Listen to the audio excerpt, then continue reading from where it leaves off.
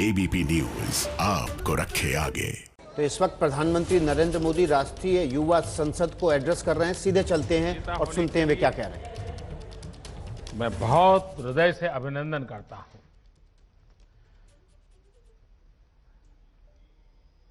लोकसभा के स्पीकर श्री ओम बिरला जी, शिक्षा मंत्री श्री रमेश पोखरियाल निशंक जी, खेल और युवा मामलों के मंत्री श्री किरण रिजिजू जी और देश भर के मेरे युवा साथी, आप सभी को राष्ट्रीय युवा दिवस की बहुत बहुत शुभकामनाएं। स्वामी विवेकानंद की जन्म जयंती का ये दिन हम सभी को नई प्रेरणा देता है।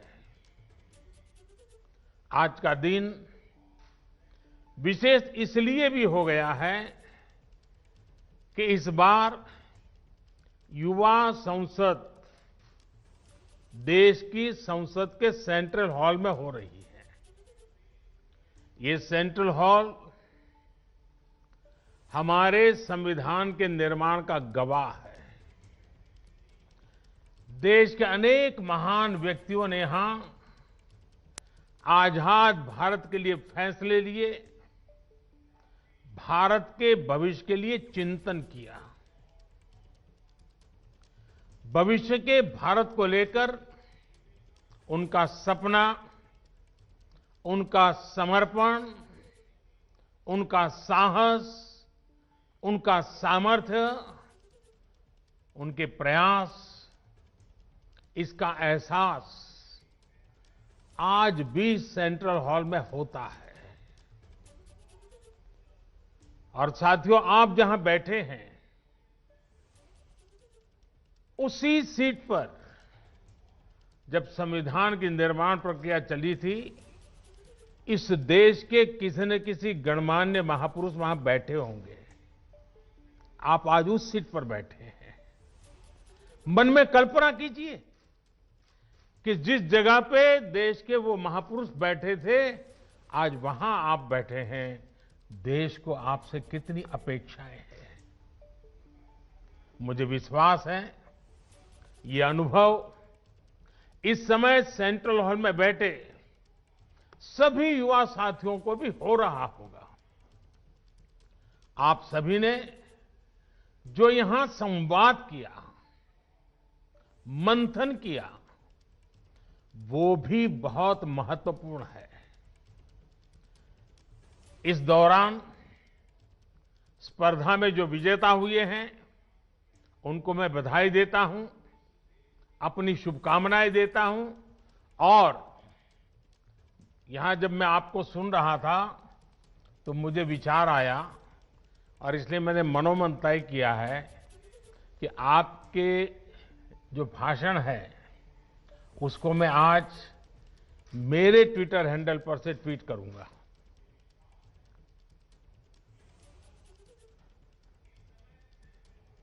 और आप तीन का ही करूंगा ऐसा नहीं, अगर रिकॉर्डेड मटेरियल अवेलेबल होगा तो मैं जो कल फाइनल पैनल में थे उनके लिए भी उनके भाषण को ट्वीट करूंगा, ताकि देश को पता चले कि संसद के परिषद में, इस परिसर में हमारा भावी भारत कैसे आकार ले रहा है। तो मेरे लिए ये बहुत गर्व की बात होगी कि मैं आज आपके भाषण को ट्वीट करूंगा। साथियों, स्वामी जी ने जो देश और समाज को दिया है वो समय और स्थान से परे हर पीढ़ी को प्रेरित करने वाला है, रास्ता दिखाने वाला है। आप देखते होंगे कि भारत का शायद ही ऐसा कोई गांव हो, कोई शहर हो, कोई व्यक्ति हो जो स्वामी जी से खुद को जुड़ा महसूस न करता हो। उससे प्रेरित न होता हो। स्वामी जी की प्रेरणा ने आजादी की लड़ाई को भी नई ऊर्जा दी थी। गुलामी के लंबे कालखंड ने भारत को हजारों वर्षों की अपनी ताकत और ताकत के एहसास से दूर कर दिया था। स्वामी विवेकानंद ने भारत को उसकी वो ताकत याद दिलाई, एहसास कराया, उनके सामर्थ्य को उनके मन मस्तिष्क में पुनर्जीवित किया, राष्ट्रीय चेतना को जागृत किया। आप ये जानकर हैरान रह जाएंगे कि उस समय क्रांति के मार्ग से भी और शांति के मार्ग से भी, दोनों ही तरह से जो आजादी के लिए जंग चल रहा था, आजादी की लड़ाई लड़ रहे थे, वो कहीं न कहीं स्वामी विवेकानंद जी से प्रेरित थे। उनकी गिरफ्तारी के समय, फांसी के समय स्वामी विवेकानंद से जुड़ा साहित्य जरूर पुलिस के हाथ आता था। तब इसका बाकायदा अध्ययन करवाया गया था कि स्वामी विवेकानंद जी के विचारों में ऐसा क्या है जो लोगों को देशभक्ति के लिए, राष्ट्र निर्माण के लिए, आजादी के लिए मर मिटने की प्रेरणा देता है, हर नवयुवान के मस्तिष्क को इतना प्रभावित करता है। समय गुजरता गया, देश आजाद हो गया, लेकिन हम आज भी देखते हैं स्वामी जी हमारे बीच ही होते हैं, प्रतिपल हमें प्रेरणा देते हैं। उनका प्रभाव हमारी चिंतन धारा में कहीं न कहीं नजर आता है। आध्यात्म को लेकर उन्होंने जो कहा, राष्ट्रवाद, राष्ट्र निर्माण, राष्ट्रभक्ति को लेकर उन्होंने जो कहा, जन सेवा से जग सेवा को लेकर उनके विचार आज हमारे मन मंदिर में उतनी ही तीव्रता से प्रभावित होते हैं। मुझे विश्वास है आप युवा साथी भी इस बात को जरूर महसूस करते होंगे। कहीं पर भी विवेकानंद जी की तस्वीर देखते होंगे, कल्पना तक आपको नहीं होगी, मनोमन आपके मन में एक श्रद्धा का भाव जग, सर आपको उनको नमन करता होगा, ये अवश्य होता होगा। साथियों, स्वामी विवेकानंद ने एक और अनमोल उपहार दिया है। ये उपहार है व्यक्तियों के निर्माण का, संस्थाओं के निर्माण का।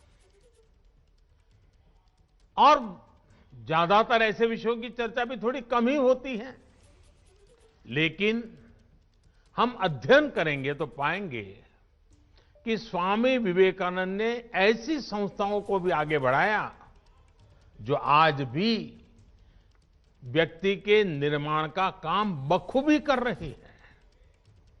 उनके संस्कार, उनका सेवा भाव, उनका समर्पण भाव लगातार जगाती रहती है।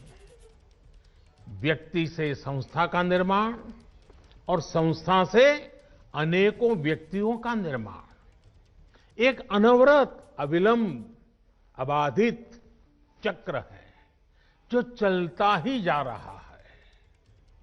लोग स्वामी जी के प्रभाव में आते हैं, संस्थाओं का निर्माण करने की प्रेरणा लेते हैं, संस्था निर्माण करते हैं, फिर उन संस्थानों से, उसकी व्यवस्था से, प्रेरणा से, विचार से, आदर्श से ऐसे लोग निकलते हैं जो स्वामी जी के दिखाए मार्ग पर चलते हुए नए लोगों को खुद से जोड़ते चलते हैं।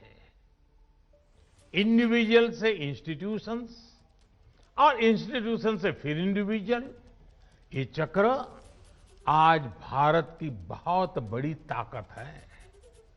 आप लोग एंटरप्रेन्योरशिप के बारे में बहुत सुनते हैं।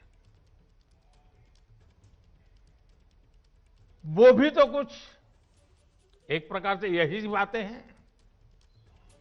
एक ब्रिलियंट इंडिविजुअल एक शानदार कंपनी बनाता है, बाद में उस कंपनी में जो इकोसिस्टम बनता है उसकी वजह से वहां अनेकों ब्रिलियंट इंडिविजुअल्स बनते हैं। ये इंडिविजुअल्स आगे जाकर और नई कंपनियां बनाते हैं। इंडिविजुअल्स और इंस्टीट्यूशन का ये चक्र देश और समाज के हर क्षेत्र, हर स्तर के लिए उतना ही महत्वपूर्ण है। साथियों, आज जो देश में नई नेशनल एजुकेशन पॉलिसी लागू की गई है, उसका भी बहुत बड़ा फोकस बेहतर इंडिविजुअल्स के निर्माण पर है। व्यक्ति निर्माण से राष्ट्र निर्माण,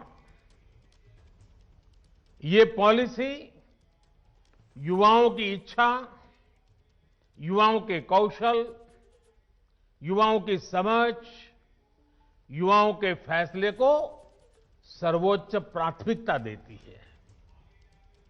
अब चाहे जो सब्जेक्ट चुनिए, चाहे जो कॉम्बिनेशन चुनिए, चाहे जो स्ट्रीम चुनिए, एक कोर्स को ब्रेक देकर आप दूसरा कोर्स शुरू करना चाहें तो आप वो भी कर सकते हैं।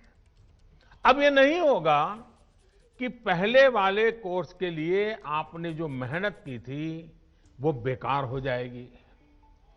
आपको उतनी पढ़ाई का भी सर्टिफिकेट मिल जाएगा जो आगे ले जाएगा।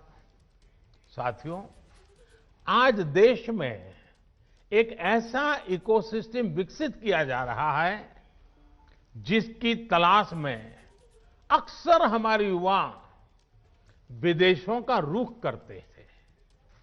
वहां की आधुनिक शिक्षा, बेहतर एंटरप्राइज अपॉर्चुनिटीज, टैलेंट को पहचानने वाली, सम्मान देने की वाली व्यवस्था उन्हें स्वाभाविक रूप से आकर्षित करती थी। अब देश में ही ऐसी व्यवस्था हमारे युवा साथियों को मिले, इसके लिए हम प्रतिबद्ध भी हैं, हम प्रयासरत भी हैं। हमारा युवा खुलकर अपनी प्रतिभा, अपने सपनों के अनुसार खुद को विकसित कर सके, इसके लिए आज एक एनवायरनमेंट तैयार किया जा रहा है, इकोसिस्टम तैयार की जा रही है।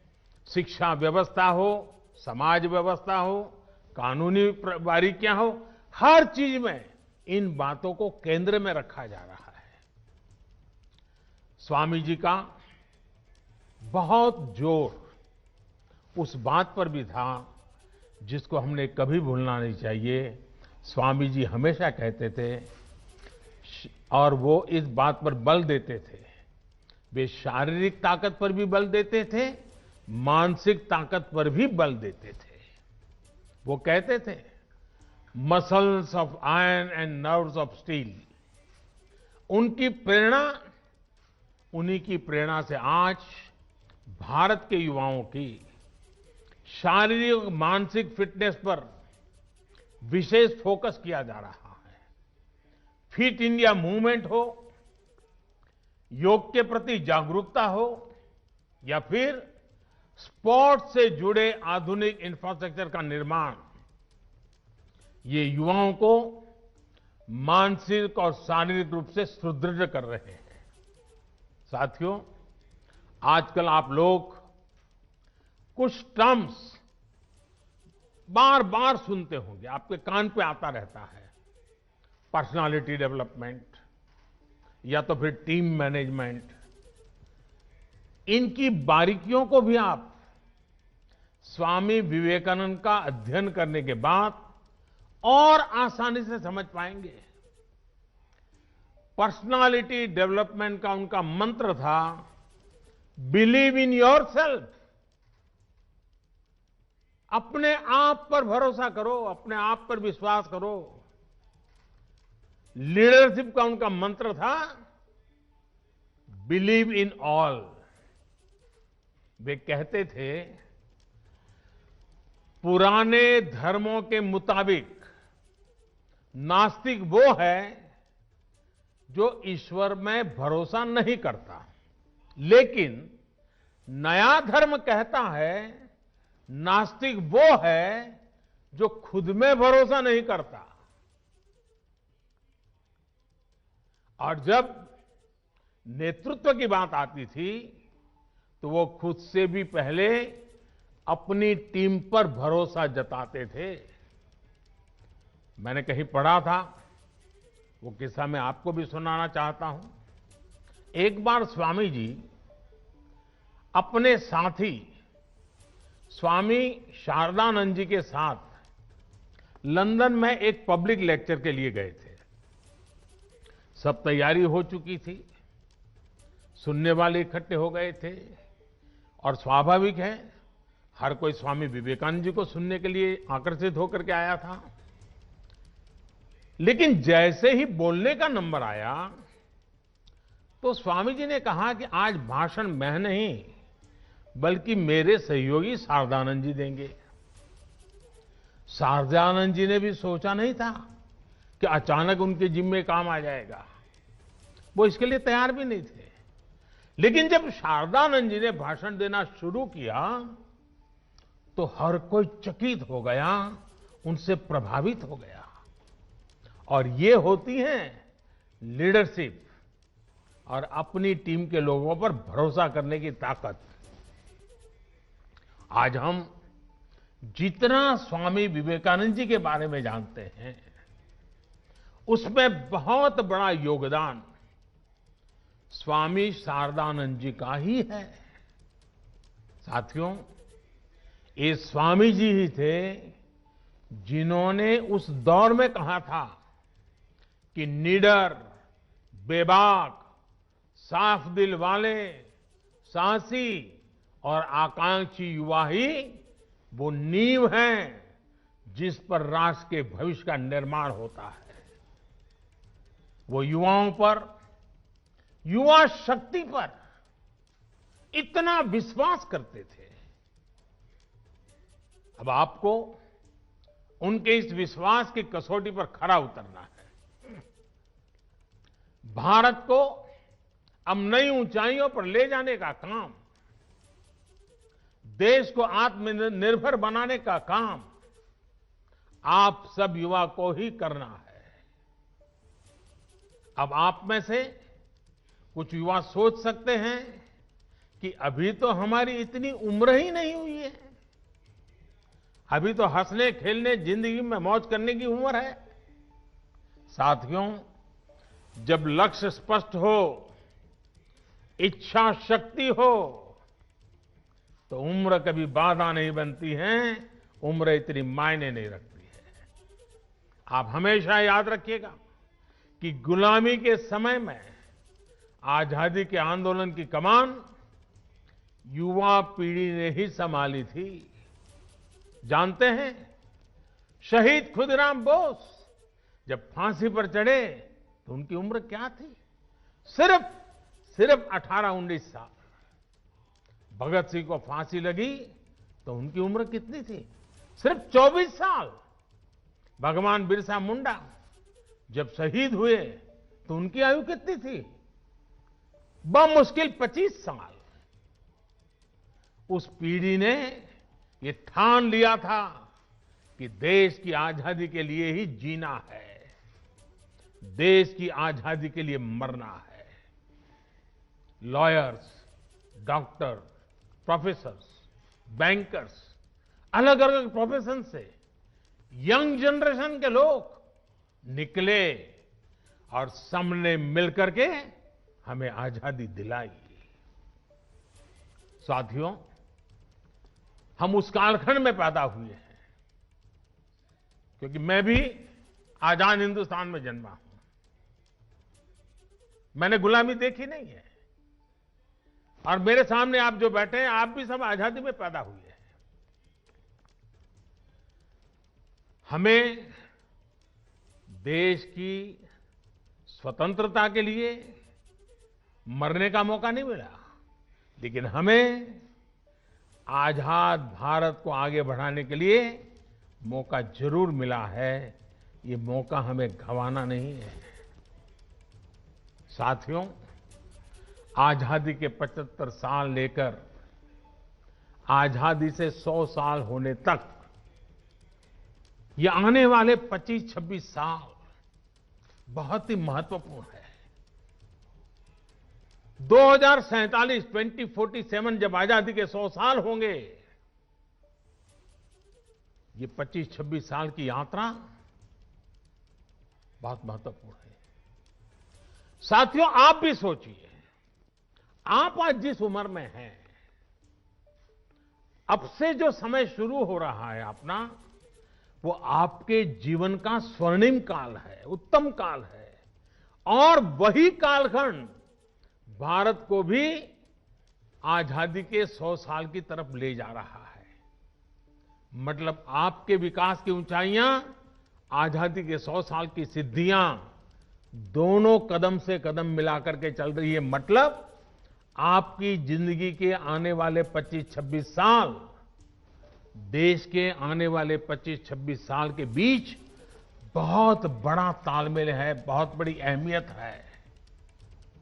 अपने जीवन में इन वर्षों में सर्वोच्च प्राथमिकता देश को दीजिए, देश की सेवा को दीजिए।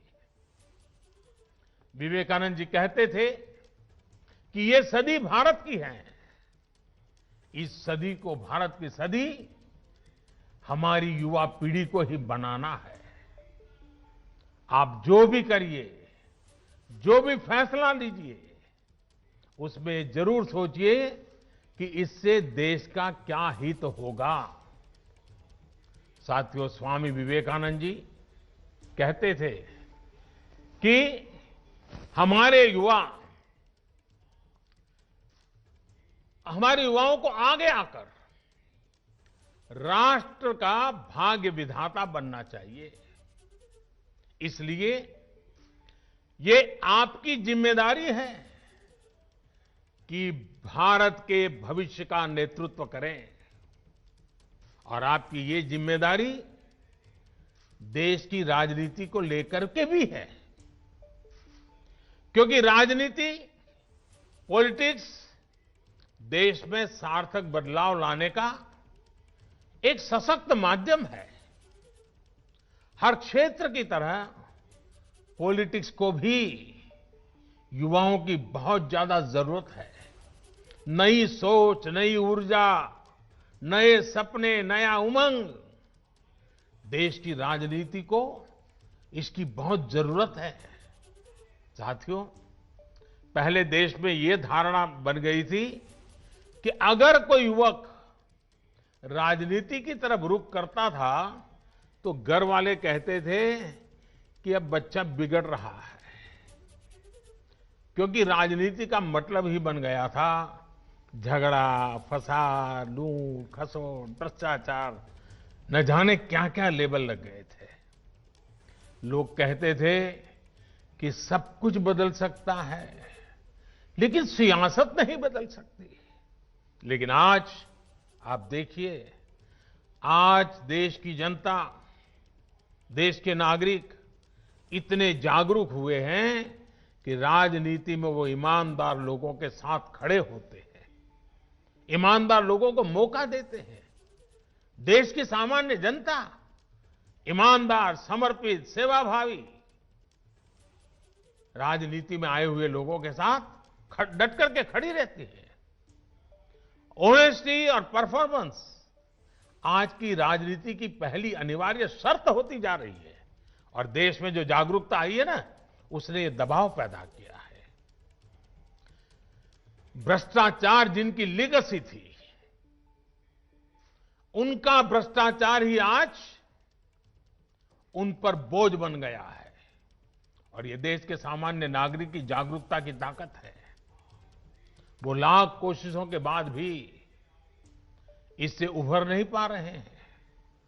देश अब ईमानदारों को प्यार दे रहा है, ईमानदारों को आशीर्वाद दे रहा है, ईमानदारों के साथ अपनी ताकत खड़ी कर देता है, अपना विश्वास दे रहा है। अब जनप्रतिनिधि भी ये समझने लगे हैं कि अगले चुनाव में जाना है तो सीवी स्ट्रांग होनी चाहिए, कामों का हिसाब पुख्ता होना चाहिए। लेकिन साथियों, कुछ बदलाव अभी भी बाकी है और ये बदलाव देश के युवाओं को, आपको ही करने हैं। लोकतंत्र का एक सबसे बड़ा दुश्मन पनप रहा है और वो है राजनीतिक वंशवाद। राजनीतिक वंशवाद देश के सामने ऐसी ही चुनौती है जिसे जड़ से उखाड़ना है। ये बात सही है कि अब केवल सरनेम के सहारे चुनाव जीतने वालों के दिन लदने लगे हैं, लेकिन राजनीति में वंशवाद का ये रोग अभी पूरी तरह समाप्त नहीं हुआ है। अभी भी ऐसे लोग हैं जिनका विचार, जिनका आचार, जिनका लक्ष्य सब कुछ अपने परिवार की राजनीति और राजनीति में अपने परिवार को बचाने का ही है। साथियों, ये राजनीतिक वंशवाद लोकतंत्र में एक नए रूप के तानाशाही के साथ ही देश पर अक्षमता का बोझ भी बढ़ा देता है। राजनीतिक वंशवाद नेशन फर्स्ट के बजाय सिर्फ मैं और मेरा परिवार, इसी भावना को मजबूत करता है। ये भारत में राजनीतिक और सामाजिक करप्शन का भी एक बहुत बड़ा कारण है। वंशवाद की जगह से आगे बढ़े लोगों को लगता है कि अगर उनकी पहले की पीढ़ियों के करप्शन का हिसाब नहीं हुआ तो उनका भी कोई कुछ नहीं बिगाड़ सकता। वो तो अपने घर में ही इस प्रकार के विकृत उदाहरण भी देखते हैं। इसलिए ऐसे लोगों का कानून के प्रति न सम्मान होता है, न कानून का उनको डर भी होता है। साथियों, इस स्थिति को बदलने का जिम्मा देश की जागरूकता पर है, देश की युवा पीढ़ी पे है और राष्ट्रयाम जागरयाम व्यायाम इसी मंत्र को लेकर के जीना है। आप राजनीति में ज्यादा से ज्यादा संख्या में आए, बढ़ चढ़कर के हिस्सा लेना पाना बनने के इरादे से नहीं, कुछ कर गुजरने के इरादे से आइए। आप अपनी सोच, अपने विजन को लेकर आगे बढ़े, एक साथ मिलकर के काम करें, जुट करके काम करें, डट करके काम करें। याद रखिएगा, जब तक देश का सामान्य युवा राजनीति में नहीं आएगा, वंशवाद का ये जहर इसी तरह हमारे लोकतंत्र को कमजोर करता रहेगा। इस देश के लोकतंत्र को बचाने के लिए आपका राजनीति में आना जरूरी है। और ये जो लगातार हमारे युवा विभाग के द्वारा मॉक संसद के कार्यक्रम चलाए जा रहे हैं, देश के विषयों पर युवा मित्र मिलकर के चर्चा करें, देश के युवाओं को भारत के सेंट्रल हॉल तक लाया जाए, इसके पीछे मकसद भी यही है कि देश की नई युवा पीढ़ी को हम तैयार करें ताकि वो हमारे साथ आने वाले दिनों में देश का नेतृत्व करने के लिए आगे आए, आगे बढ़े। आपके सामने स्वामी विवेकानंद जैसा महान मार्गदर्शक है। उनकी प्रेरणा से आप जैसे युवा राजनीति में आएंगे तो देश और भी मजबूत होगा। साथियों, स्वामी विवेकानंद जी युवाओं को एक और बहुत महत्वपूर्ण मंत्र देते थे। वो कहते थे, किसी आपदा या परेशानी से भी ज्यादा महत्वपूर्ण है उस आपदा से ली गई सीख। आपने उसमें से क्या सीखा? हमें आपदाओं में संयम की भी जरूरत होती है, साहस की भी जरूरत होती है। आपदा हमें ये सोचने का भी अवसर देती है कि जो बिगड़ा है हम वही दोबारा बना लें या नए सिरे से एक नए निर्माण की नींव रखें। कई बार हम एक संकट, किसी आपदा के बाद कुछ नया सोचते हैं तो फिर देखते हैं कि उस नई सोच ने कैसे पूरा भविष्य बदल दिया। आपने भी अपने जीवन में महसूस किया होगा। मैं भी, मेरा मन करता है कि आज एक अनुभव मैं आपके सामने जरूर आपके सामने रखूं। 2001 में जब गुजरात के कच्छ में भूकंप आया था तो कुछ ही पल में सब कुछ तबाह हो गया था। पूरा कच्छ एक प्रकार से मौत की चादर ओढ़ करके सोया था। सारी इमारतें जमींदोज हो चुकी थी। जो हालत थी उसे देखकर लोग कहते थे कि अब कच्छ हमेशा हमेशा के लिए बर्बाद हो गया।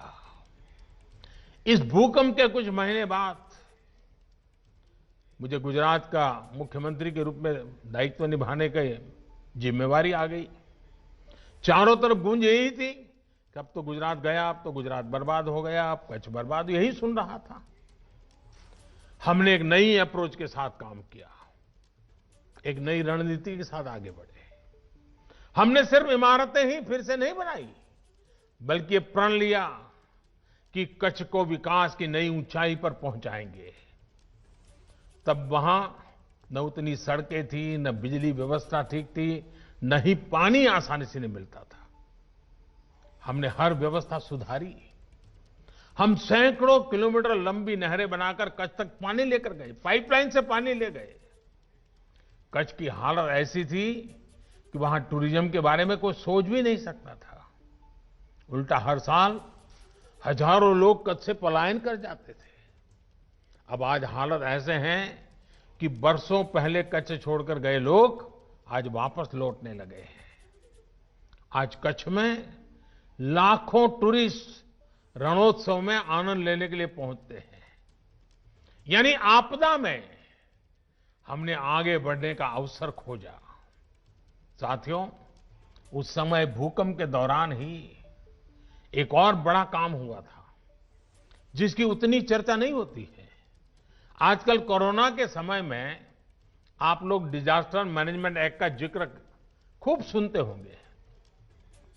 इस दौरान तमाम सरकारी आदेश इसी एक्ट को आधार बनाकर जारी किए गए। लेकिन इस एक्ट की भी एक कहानी है। कच्छ भूकंप के साथ इसका एक रिश्ता है और मैं ये भी शायद आपको बताऊंगा तो आपको खुशी होगी। साथियों, पहले हमारे देश में डिजास्टर मैनेजमेंट ये कृषि विभाग का हिस्सा रहता था, उसी का काम समझा जाता था। क्योंकि हमारे यहां डिजास्टर का मतलब होता था बाढ़ या सूखा। ज्यादा पानी गिर गया तो वो डिजास्टर, ज्यादा पानी कम पड़ गया तो वो डिजास्टर। बाढ़ वगैरह आती थी तो खेती का मुआवजा वगैरह देना, यही काम प्रमुखतः डिजास्टर मैनेजमेंट का होता था।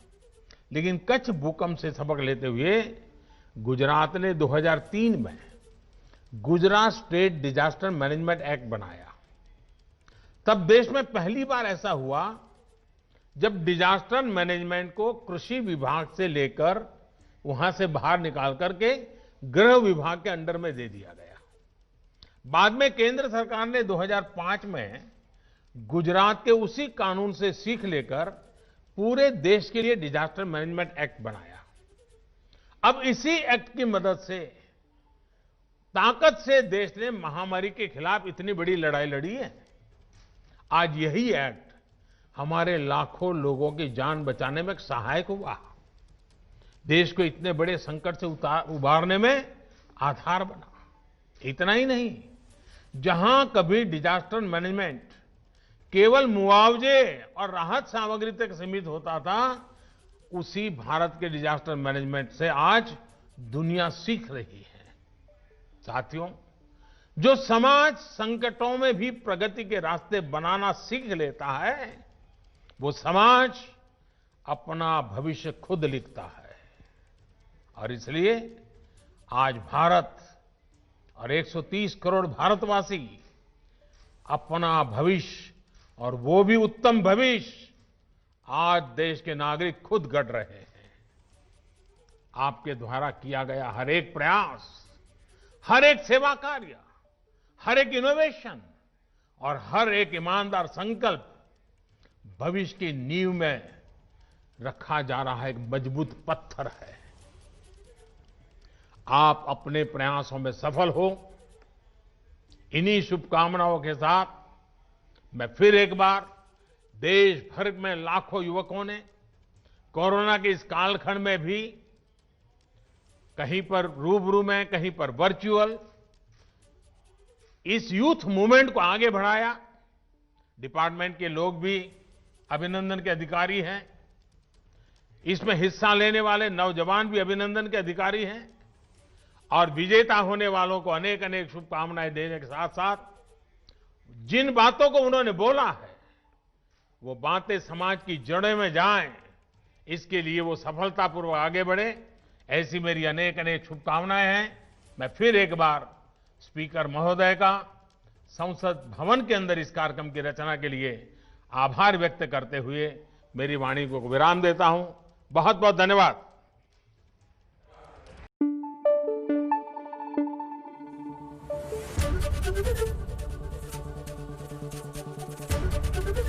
एबीपी न्यूज आपको रखे आगे।